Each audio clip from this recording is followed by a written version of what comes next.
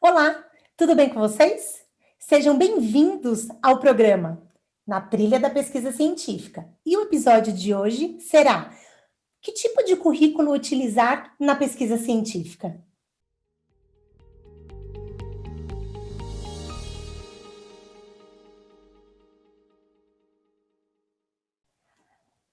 Bom, quando falamos de currículos, existem diversos tipos no mercado. E longe de mim aqui falar de uma aula de RH, ou ensinar, formatar currículo, ou tentar falar qual o melhor, qual o pior. Pelo contrário, o meu objetivo com esta aula vai ser informar para vocês quais são os currículos que são mais aceitos em determinadas situações. E para isso, eu separei alguns tipos de currículos para a gente poder comentar, então, aí no decorrer dessa aula. Bom, então, quando a gente fala de tipos de currículos, a gente tem alguns currículos que vão ser específicos para uma determinada área. Ele pode ser um currículo que vai ser para vocês adentrarem dentro de uma clínica ou uma área hospitalar, ou pode ser um currículo para vocês entrarem dentro de uma pós-graduação ou um mestrado. Qual o currículo que eu devo utilizar, por exemplo, para um concurso público? Ou quais são os currículos que são aceitos em determinadas situações específicas, como, por exemplo, um concurso, ou até mesmo para vocês entrarem dentro de uma indústria farmacêutica? Como eu falei, existem diversos tipos de currículos. O mais importante é que ele deve ser principalmente o quê? A gente fala clean. O que isso significa? Ele tem que ser de fácil entendimento e ele não pode estar o quê? Poluído. A gente não tem que ter nenhum tipo de alteração de fonte ou diversos tipos de cores. O que deve chamar a atenção não é o que o currículo mostra como foto, mas o seu conteúdo. Então, outra dica muito importante é que esse currículo, ele deve ser o quê? Atualizado periodicamente. Porque não adianta vocês atualizarem, por exemplo, uma vez por ano e vocês terem o costume de poder fazer o quê? Cursos mensalmente. Aí vocês vão mandar um currículo para um determinado local e aí aqueles cursos que vocês fizeram nesses últimos meses, eles não estarão o quê? Atualizados. Então, o ideal e uma dica muito importante que eu passo para vocês é o seguinte: vão atualizando esses currículos na forma, no período que vocês estão fazendo esses cursos. Recebeu um certificado? Já atualiza. Fez um determinado estágio? Recebeu a declaração? Já atualiza. Porque desta forma, com certeza, o seu currículo vai estar sempre atualizado. Agora, existe, além de tudo isso que eu falei até agora, existe uma coisa que é uma regra fundamental. Sejam sinceros nessas informações que vocês vão colocar nesses currículos. Por quê? Não adianta vocês quererem florear uma situação que vocês não têm como comprovar. Um currículo, ele não é somente um papel escrito com que vocês estão alimentando, mas sim ele tem que ser um retrato fiel daquilo que vocês possuem como experiência ou que vocês possuem como certificação daquilo que você está colocando. Então, não adianta você colocar que você finalizou, por exemplo, um determinado curso, se você não tem esse certificado, porque em alguns locais, algumas empresas ou algumas especializações ou mestrados, eles vão pedir a cópia desse certificado, para que ele faça o quê? Um confronto entre o que vocês escreveram nesse seu currículo com o que realmente você tem de certificação. Ai, e aí uma grande dúvida que a gente acaba tendo. Professora, eu fiz um determinado estágio, mas eu não tenho uma declaração, um certificado. Se vocês não têm essa declaração, esse certificado, e não têm como conseguir isso, a minha orientação é que, infelizmente, vocês não coloquem. Porque se chegar em algum momento e o recrutador ou a pessoa que for fazer a sua entrevista, ela pedir essa certificação, Infelizmente, vai parecer que você está colocando uma coisa que você não fez, por mais que você tenha feito. Ah, mas aí eu vou perder? Não, ele serviu como aprendizado da sua performance prática. Mas para você comprovar que você fez aquele determinado estágio, se você não tem a certificação, infelizmente, não tem como você colocar. Então, uma outra dica importante é todo local que você for fazer um estágio, ou você participar de um evento científico, ou você fizer um determinado curso, se certifique de pegar esse certificado logo que finalizar a sua participação, e aí você já coloca e já atualiza no seu currículo. Aí, dessa forma, você vai criando uma pasta, ou que pode ser, por exemplo, no computador, ou pode ser uma pasta mesmo física, dependendo de qual formato que vocês vão ter essas certificações. E com isso, o seu currículo ele vai ficando sempre atualizado e vai sendo o quê? Fidedigno daquilo que você está construindo como carreira. Uma outra grande dúvida é qual o momento de começar a construir esse currículo.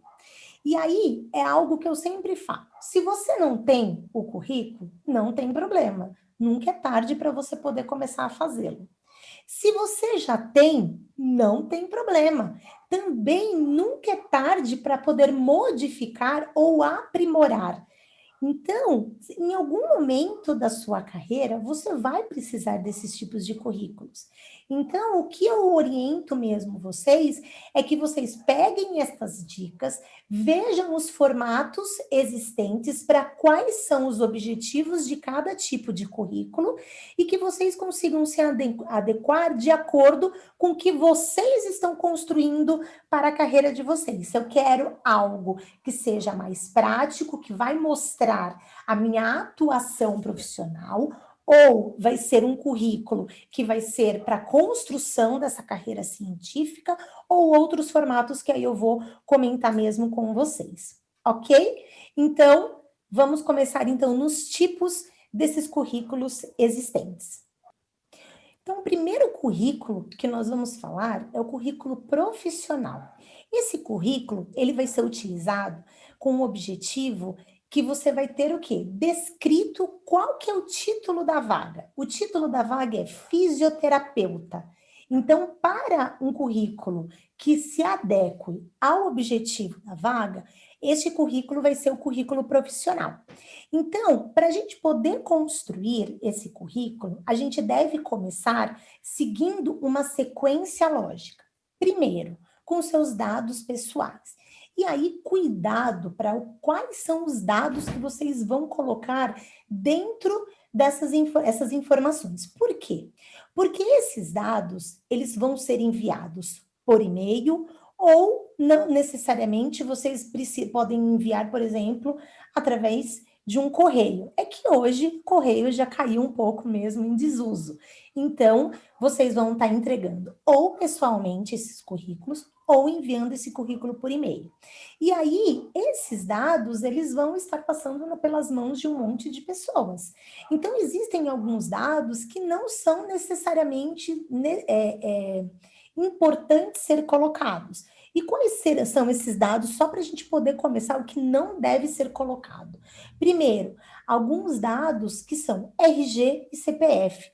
RG e CPF não tem necessidade de um recrutador pegar esses dados num primeiro momento. Se depois da análise desse currículo, dessa entrevista que com certeza vocês irão passar, o recrutador, ele vai solicitar numa próxima etapa o quê? As documentações suas pessoais. E aí sim você entrega esses dados que acabam sendo mais sigilosos e com certeza podem ser usados com outros objetivos. Então, para esse primeiro momento, o que mais importante vocês devem colocar? Primeiro, o nome completo de vocês e devem se colocar o nome completo. Pode parecer bobagem o que eu tô falando, mas eu mesmo já peguei currículo onde a pessoa colocou que o nome dela era Maria. Mas Maria do quê? Então, o nome completo deve ser colocado. Ah, eu posso colocar abreviações? Não é de muito bom tom colocar abreviações, porque o ideal é que o recrutador, ele consiga sim pegar o seu nome e com certeza ele vai tentar fazer o que? Uma pesquisa, às vezes, sobre vocês. E aí a gente vai chegar depois nesse último item que eu coloquei aqui no slides, que é a questão mesmo das redes sociais. Então, hoje em dia, quando nós vamos chegar para uma entrevista de emprego ou muitas vezes para uma entrevista para adentrar dentro de uma especialização e de um mestrado, com certeza aquele recrutador, ele já buscou para saber como que é aquele candidato que está na frente dele. Por quê? Uma coisa é o que aquele candidato está mostrando no seu currículo profissional. Outra coisa é o que aquele candidato está mostrando na vida dele pessoal. Hoje em dia, as redes sociais, elas são ótimas. Afinal de contas, através delas, nós estamos aqui juntos, conectados. Mas nós temos que tomar muito cuidado. Por quê?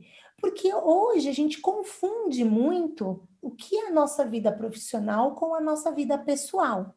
Mas, falando especificamente dessa questão de, eu devo utilizar um perfil pessoal ou um perfil profissional, isso daí vai ser objetivo de uma aula posterior para a gente poder conversar mais profundamente. Mas neste momento é importante que vocês saibam que pelo nome completo o recrutador vai conseguir buscar vocês nas redes sociais.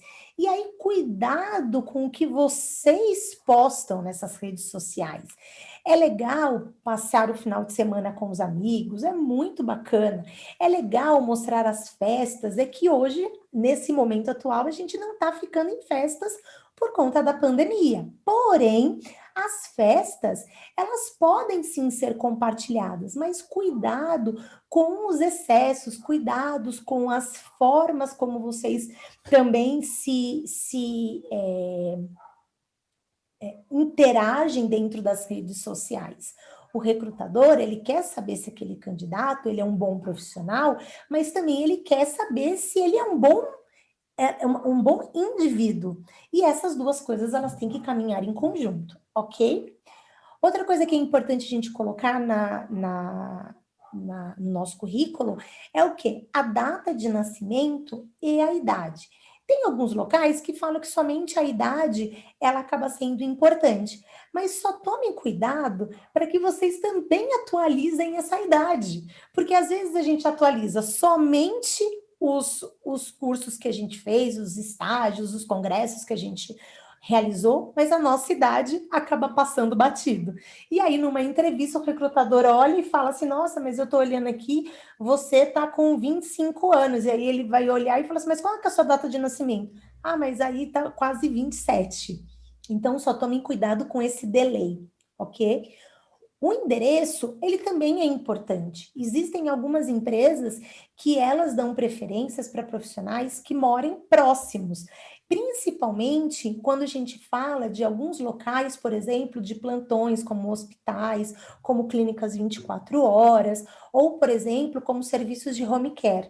Por quê? Nesses tipos de serviço, às vezes a demanda por conseguir um profissional de uma forma mais abrupta, por exemplo, para cumprir um plantão, ela vai ser muito mais rápida. E aí, se aquele profissional ele já morar próximo do local que ele trabalha, com certeza esse profissional ele vai chegar também muito mais rápido também àquele local. Então, às vezes tem empresas que dão esse tipo de preferência, outras empresas acabam sendo irrelevantes, certo? A cidade e o estado que vocês moram, tá certo? Por quê? Ah, mas se eu tô mandando para uma cidade de São Paulo, obviamente eu moro na cidade de São Paulo. Não, não necessariamente. A gente está falando de aqui na cidade de São Paulo, nós temos diversas regiões aqui muito próximas, que compreende, por exemplo, a Grande São Paulo. E aí, se a gente falar, por exemplo, da cidade do Rio de Janeiro, se a gente falar, por exemplo, da cidade de Porto Alegre, se a gente falar da região, por exemplo, do Nordeste, com certeza a gente também vai ter as capitais e outras regiões metropolitanas. E essas regiões metropolitanas, esse profissional, ele pode morar nessas regiões metropolitanas e ir trabalhar naquela região, por exemplo, mais central. Então, é importante que vocês coloquem, então, qual cidade que vocês residem.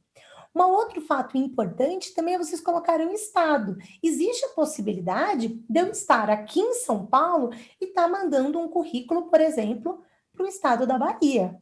E aí aquele profissional, ele vai estar aberto e disponível a mudanças de cidade.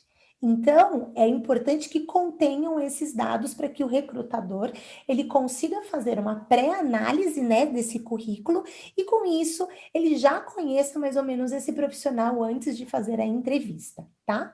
O telefone com o código de área, e aí o código de área vai ser por conta desses fatores que eu comentei anteriormente, como a questão das cidades. O e-mail, tá certo? É muito importante. Às vezes, se você tiver 2 e-mails, também é importante. E as redes sociais. E aí, essas redes sociais é importante hoje, nesse mundo globalizado, nesse mundo que nós estamos vivendo de proximidade mesmo, que à distância, com esse isolamento social, as redes sociais elas são importantes para que esse recrutador e essa pessoa que vai analisar esse candidato, ele verifique como que é o comportamento desse profissional, ou até mesmo não somente para bisbilhotar esse candidato, mas aí para mostrar como que ele é ativo perante aquela profissão. Às vezes vocês têm os blogs de vocês, possuem os canais de vocês dentro do YouTube, dentro do Instagram, acabam sendo militantes dentro de uma causa. Então, assim, é importante esse recrutador e conhecer como que é o profissional e o indivíduo, ok? Bom, como eu já tinha falado, a gente precisa colocar qual que é a vaga pretendida. Então, a vaga pretendida, preferencialmente, eu devo estar colocando o quê? Qual que é o nome que está no título daquela vaga? Porque se está escrito fisioterapeuta respiratório, não adianta eu mandar, por exemplo, um currículo colocando, por exemplo, como fisioterapeuta motor. Se eu colocar, por exemplo, o objetivo que está contratando é como docente, não adianta eu colocar como fisioterapeuta e vice-versa. O currículo, ele pode ser adaptável de acordo com a vaga. Eu só vou lá e altero esses campos. Só que muitas vezes o candidato, ele vai no automático e vê 3, 4, 5 vagas e ele o quê? Dispara esses currículos. E aí que acaba cometendo essa grande gafe, porque o recrutador vai olhar e vai falar, mas aquele candidato não se deu nem ao trabalho de poder mudar o objetivo da vaga pretendida. Ou então, aquela empresa, ela possui o quê? Mais de um tipo de vaga que você se encaixa ou que você se enquadra. Então, é importante você colocar qual a vaga que você está querendo. Então, esses toques, essas dicas, elas são muito importantes. Pode parecer bobagem, mas faz toda a diferença, certo? E aí, a partir de agora, a gente vai começar a construção desse currículo. Então, nós vamos ter o quê? O resumo das qualificações, e esses resumos da qualificação, ele tem que ser o quê? Algo bem resumido mesmo, algo que não passe em torno de 100 a 150 palavras. Nele, você vai colocar alguns pontos, como, por exemplo, as principais formações. Então, se você é fisioterapeuta, se você é especialista, se você é especializado, se você possui a residência profissional, conforme a gente já falou na nossa aula anterior. O tempo de experiência na área, não adianta vocês colocarem tempo de experiência como o início da graduação. Eu sempre falo que a construção da nossa carreira, ela é a partir do momento que nós pisamos dentro de uma instituição de ensino superior. Mas isso não quer dizer que é o nosso tempo de experiência profissional. O aluno, ele constrói a sua carreira profissional já dentro do momento da graduação, porque é naquele momento que ele vai começando a fazer o quê? O seu networking, os professores, eles acabam sendo possíveis colegas de profissão, não somente, mas de parceria profissional, mas não quer dizer que você vai colocar que, a partir do momento que eu me formei, eu já tenho, por exemplo, 4, 5 anos de experiência. Não, infelizmente, não é dessa forma. E mesmo que você não tenha experiência, não tem problema. Hoje, a indústria, os locais que estão recrutando, eles acabam estando muito abertos a tentar fazer o quê? A treinar este profissional. Às vezes, ele não quer um profissional que já seja o quê? Com uma experiência, ou que venha com o que eles chamam de vícios, por exemplo. Mas ele quer uma pessoa, eles querem uma pessoa que seja o quê? Uma pessoa que ele consiga moldar, que consiga tentar fazer com que ensinem o trabalho para ele e que dessa forma esse profissional ele fique nos moldes que aquela empresa ela necessita. Então nós temos as duas chances aí no mercado de trabalho. Vagas que necessitam de tempo de experiência e vagas que não querem essa experiência, que querem profissionais mesmo que estejam abertos. Mas também não quer dizer que a pessoa tenha um tempo de experiência que ela não esteja aberta a esses novos moldes. Então, é importante vocês colocarem nesses outros pontos que aí eu vou comentar com vocês, que são essa parte de soft skills, que são essas habilidades interpessoais. Quando a gente fala, às vezes, no setor de RH, muitos profissionais próprios dessa área, eles falam que não é muito bacana colocar essas habilidades interpessoais, que isso é importante no momento de uma entrevista. Só que hoje está caindo quase que por terra, porque é importante sim o candidato ele se autoconhecer. E é difícil quando eu tento me autoavaliar ou me autodenominar. Quais são as minhas habilidades? O que eu tenho de habilidade e que pode ser interessante para aquele local de trabalho, certo? E aí, essas habilidades, quais são essas habilidades? A gente tem um pouquinho aí de uma disparidade entre 5 anos atrás, quando a gente fala de 2015, e para o ano passado, que foi 2020, principalmente com esses dados aqui do Fórum Econômico Mundial. Quando a gente fala dessas disparidades, é o que se pensava 5 anos atrás como habilidades que esse profissional deveria ter e habilidades que no ano de 2020 é o que o mercado de trabalho estava buscando. E aí, tem 10 tipos de habilidades. E aí, essas habilidades são principalmente habilidades de como que vai ser essas relações interpessoais do dia a dia. Então, soluções de problemas complexos. Então, o fisioterapeuta, ele vai precisar o quê? Ter essa habilidade ao máximo, de tentar entender que no dia a dia dele, ele vai ter problemas e que vai ser de difícil complexidade, mas que ele vai ter que tentar estudar, ele vai ter que buscar soluções para que ele consiga fazer esse trabalho de uma forma adequada e consiga resolução desse problema complexo. Um pensamento crítico. É importante que o profissional não seja um profissional que ele aceite tudo o que passam para eles. Ou que normalmente ele trabalhe com o que a gente chama normalmente dentro da nossa área como receita de bolo. Ah, aqui eu trabalho com protocolos. Não, que ele possa discutir os protocolos que existem e que ele trabalhe com a efetividade e que ele busque ciência atrás daquilo que ele está tratando daquele paciente. Se ele observar e leu dentro de um artigo científico que era uma revista com uma boa qualidade, uma boa evidência, ele deve e tem por obrigação de questionar o porquê que está sendo feito daquela forma.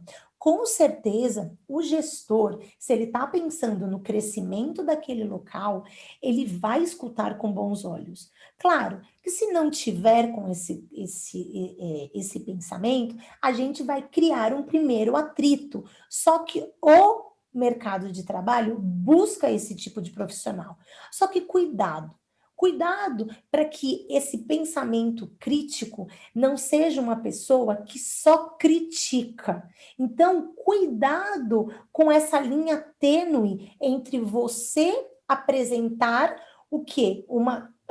Discordar de algo por um pensamento e por uma fundamentação embasada, científica, daquilo que você está querendo dizer, com alguém que só critica o que está sendo realizado. Então, essa linha tênue, ela tem que ser muito bem dosada. Um profissional com criatividade, um profissional que busca resoluções, um profissional que mesmo nas adversidades, e o que a gente vai observar aí no Brasil afora, são essas adversidades, falta de material, falta de equipamento adequado, mas o fisioterapeuta, ele é um profissional muito criativo e com soluções básicas, com soluções baratas, eles conseguem trazer ciência e efetividade a baixo custo. Então, esse é um outro ponto muito importante que nós temos que levar em consideração nessas habilidades. Gestão de pessoas, e aí isso daí é principalmente quando a gente está falando de cargos de ter mais de coordenação.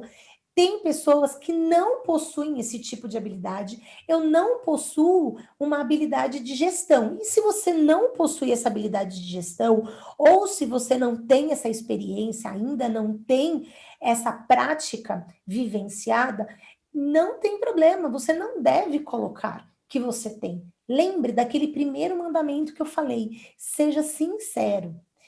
Nós devemos ter um outro ponto que é a questão de empatia com os outros.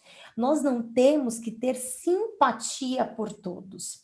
Esta é uma grande diferença também. Empatia é eu me colocar no lugar do outro, eu tentar trazer o quê? O que aquele outro está precisando, e mesmo que eu não simpatize, que eu não tenha uma afinidade, mas que eu trabalhe de uma forma o quê? De equipe. Dentro de um ambiente de trabalho, as amizades, quando elas acontecem, são dádivas. Mas não necessariamente a gente só vai trabalhar com aquelas pessoas que nós temos amizades. O que nós devemos ter é senso de profissionalismo e que desta forma esse processo de empatia vai entrar com um outro tópico, que é a tal da inteligência emocional. Por que dessa inteligência emocional? É fácil eu me dar bem com alguém que eu simpatizo.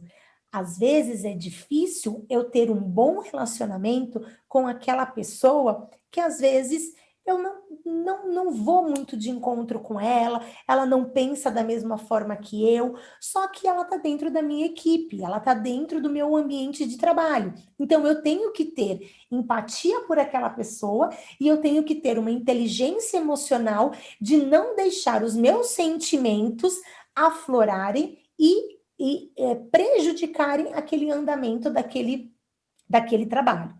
Outra parte importante também para utilizar essa inteligência emocional é principalmente nos ambientes onde a gente fala que são ambientes extremos. Nós sabemos que o fisioterapeuta ele trabalha com uma carga emocional muito grande.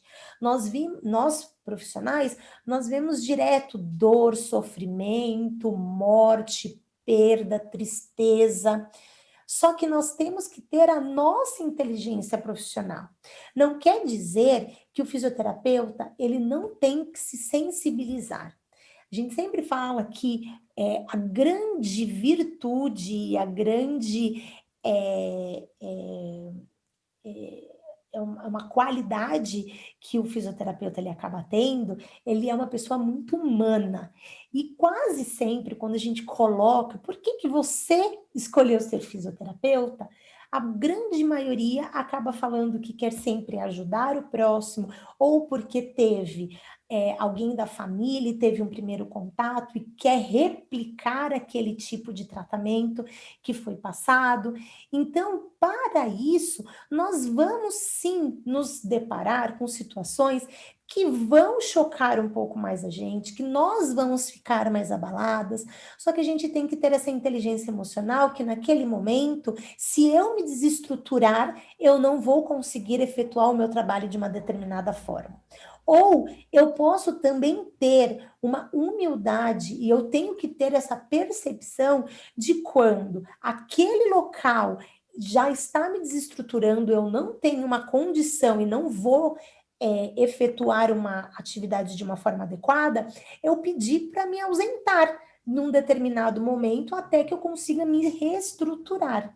E quem está aí na linha de frente, com certeza, está vivendo isso aí diariamente. Porque são muitos sofrimentos, muitas dores, falta de equipamento, falta de medicamento. Às vezes, aquele profissional ele está tendo que escolher utilizar um equipamento em uma pessoa do que na outra.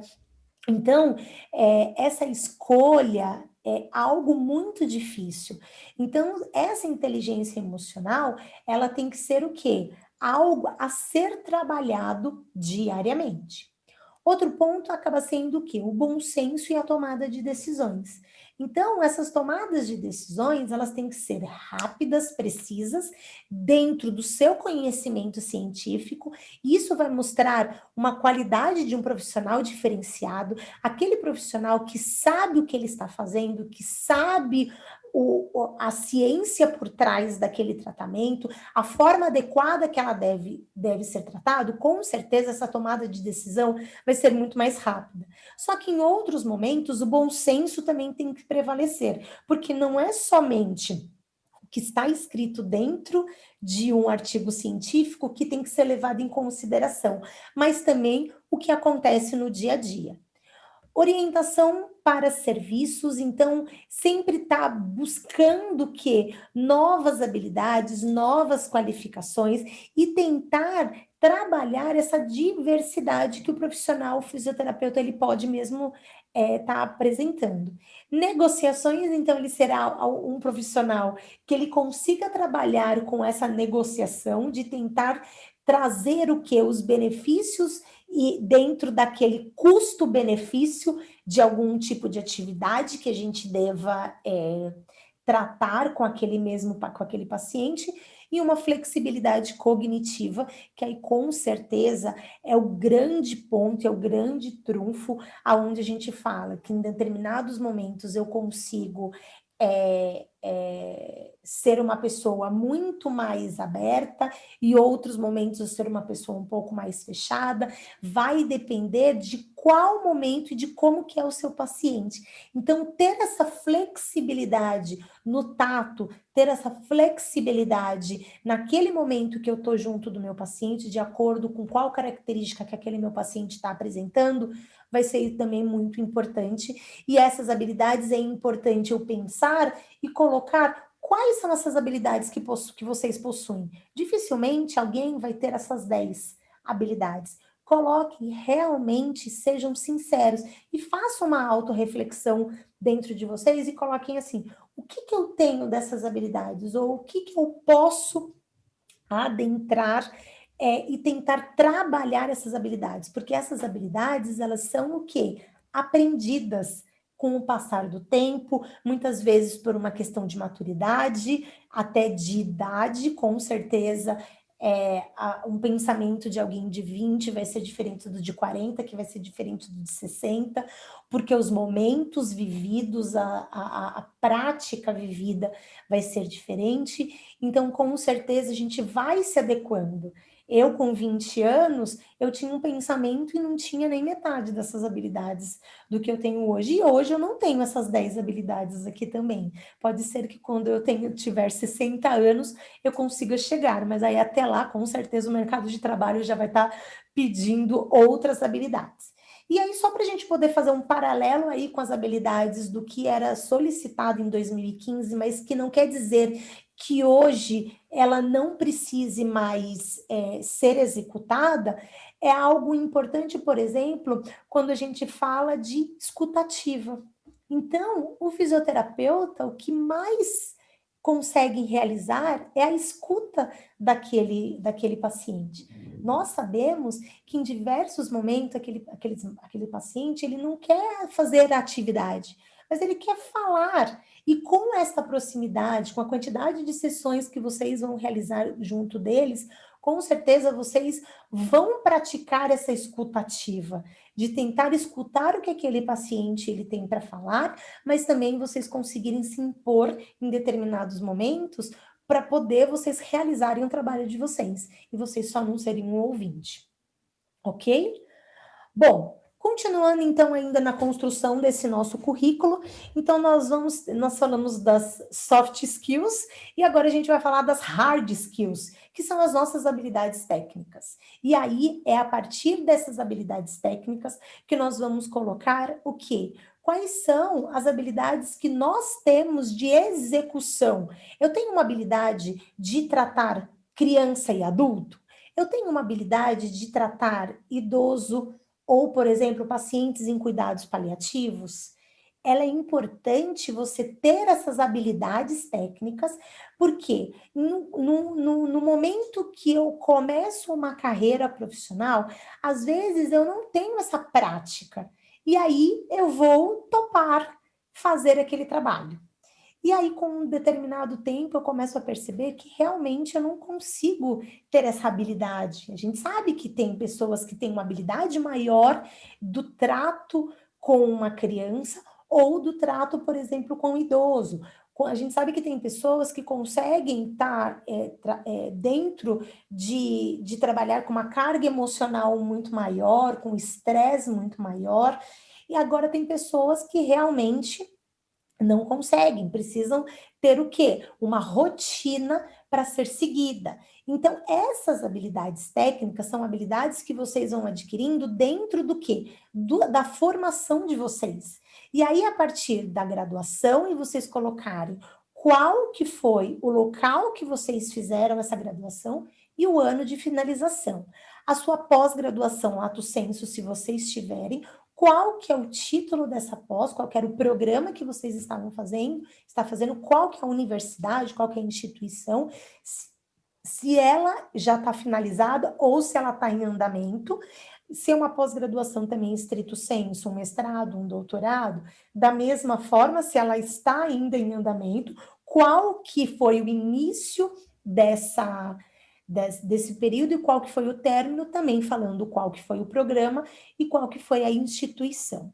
E aí os cursos extras curriculares e os cursos de extensão. E aí nesses cursos, conforme eu já tinha falado, os cursos com certificação. Mas aí, professora, estou lendo aqui uma coisa que me chamou a atenção.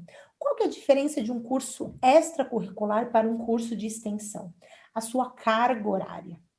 Então, um curso extracurricular é aqueles cursos que vocês vão fazer em determinadas instituições, na verdade, em diversas instituições.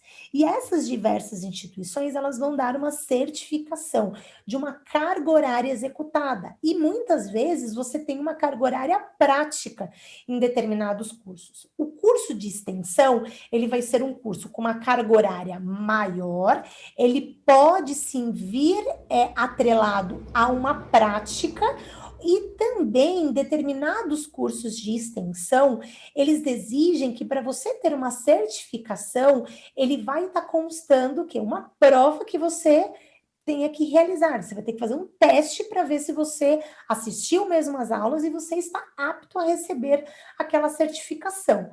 E aí, a partir disso, vai vir a sua pontuação e também a quantidade de porcentagem da sua presença naquele curso. Dependendo da carga horária desse curso, a presença ela vai ser importante. Quando a gente fala de um curso, por exemplo, abaixo de 5 horas, às vezes a presença ela acaba sendo irrelevante, porque aquele indivíduo vai estar lá naquele momento.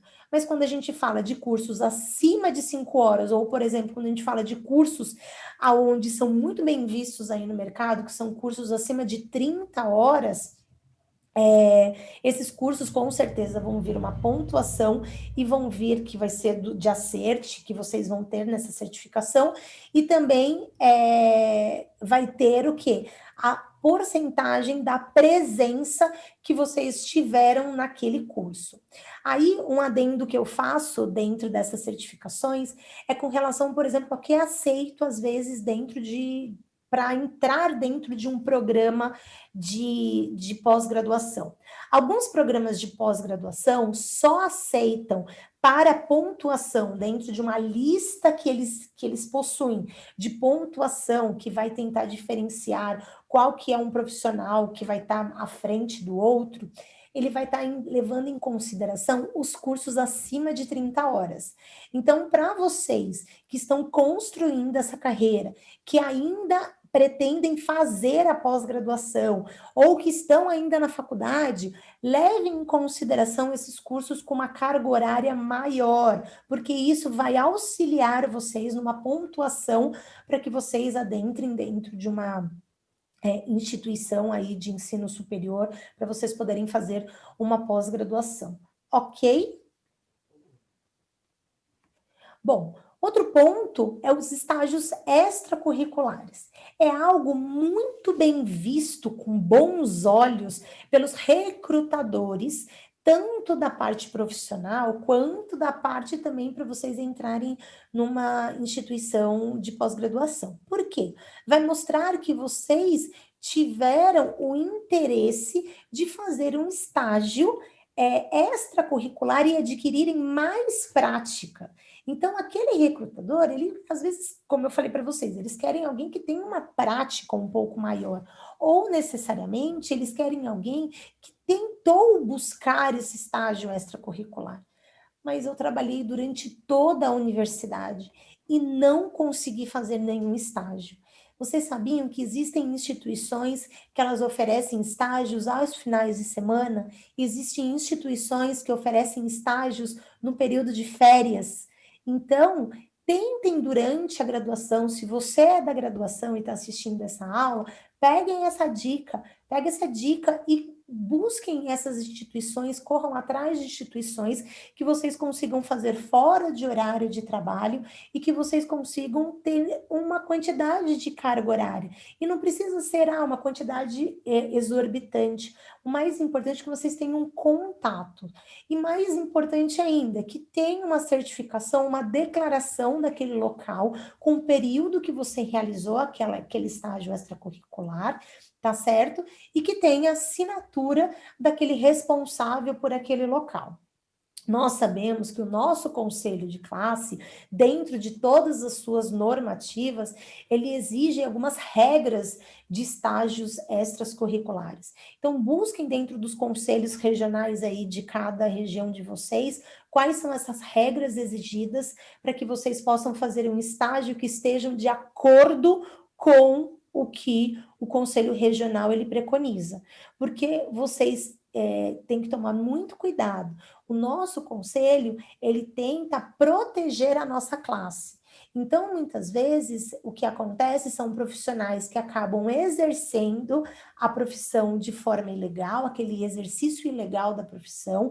Então, muitos locais, eles colocam estagiários que não têm ainda um embasamento teórico para atender determinadas complexidades, e quando chega uma fiscalização, tanto aquele estabelecimento quanto aquele estagiário, ele acaba muitas vezes sendo autuado por conta desta infração. Então, antes de fazer um estágio extracurricular, busque dentro do conselho de cada um de vocês, aqui em São Paulo, aqui na região de São Paulo, é o CREFITO 3, cada CREFITO, ele acaba regulamentando uma região e aí acaba possuindo muitas vezes regras específicas, então observem quais são essas regras, quais são os documentos necessários para que vocês façam estágio extracurricular de forma adequada e que esteja dentro do período que vocês estão, por exemplo, de uma graduação, certo? Esses estágios extracurriculares, eles podem ser também pós a formação.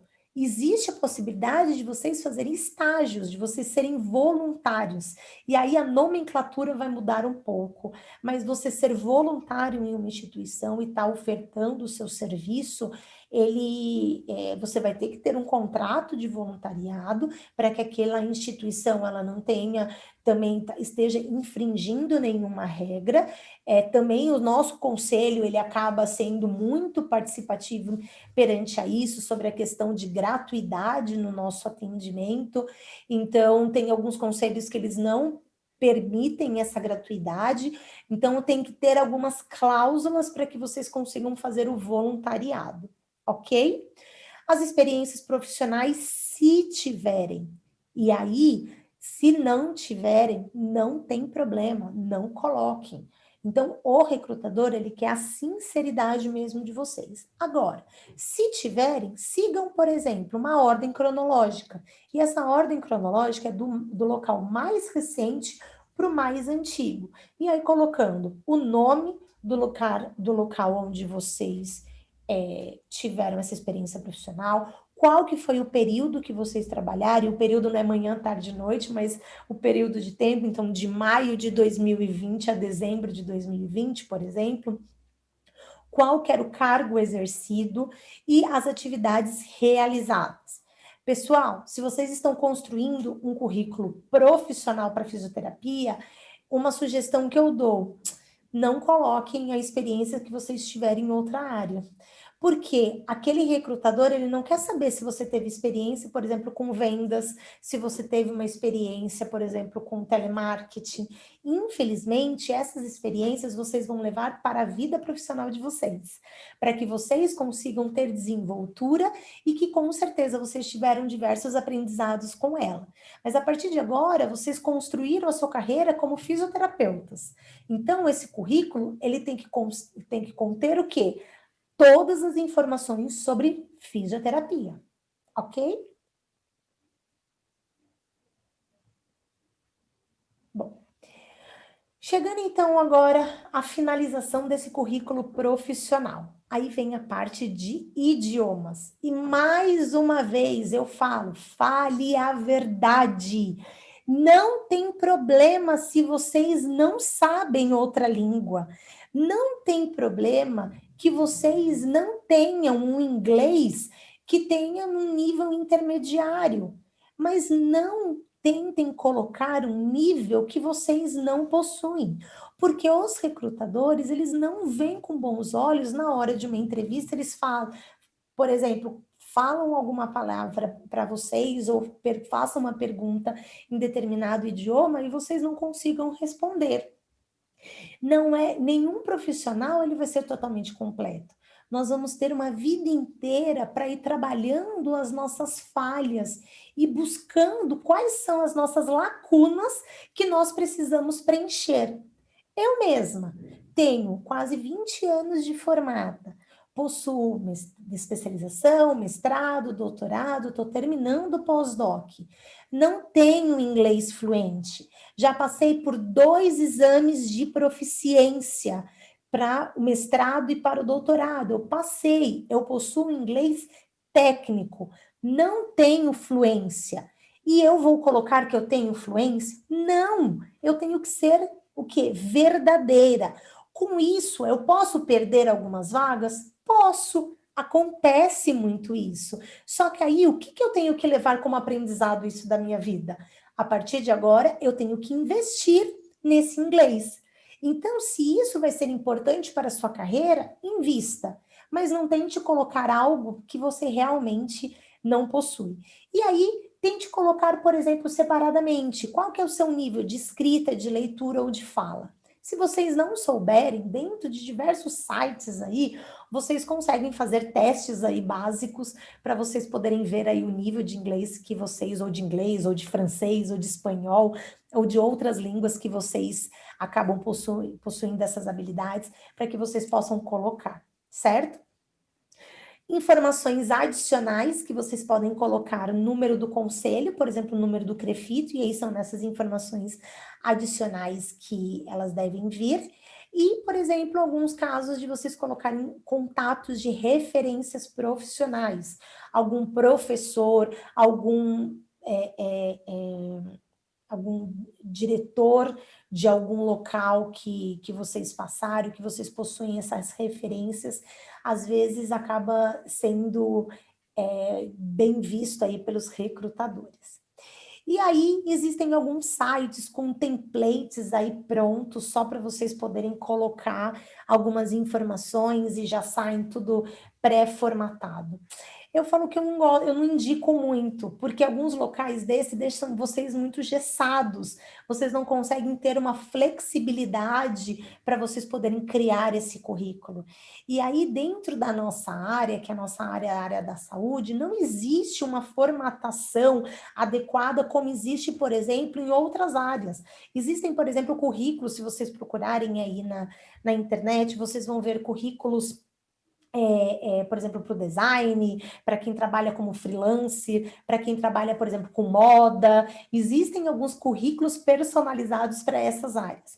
Para a nossa área da saúde, o mais importante é que vocês sejam verídicos e que mostre o quê? O que realmente vocês tiveram de conhecimento técnico as experiências que vocês possuíram dentro de cada local que vocês passaram. Se vocês tiverem esses conteúdos o mais clean possível, colocando com veracidade todas essas informações e tentando colocar de uma forma bem objetiva, com certeza vocês vão achar uma formatação adequada para que vocês possam colocar, que tenha o quê? Um tamanho de fonte, que não tenham erros de português e que não tenham o quê?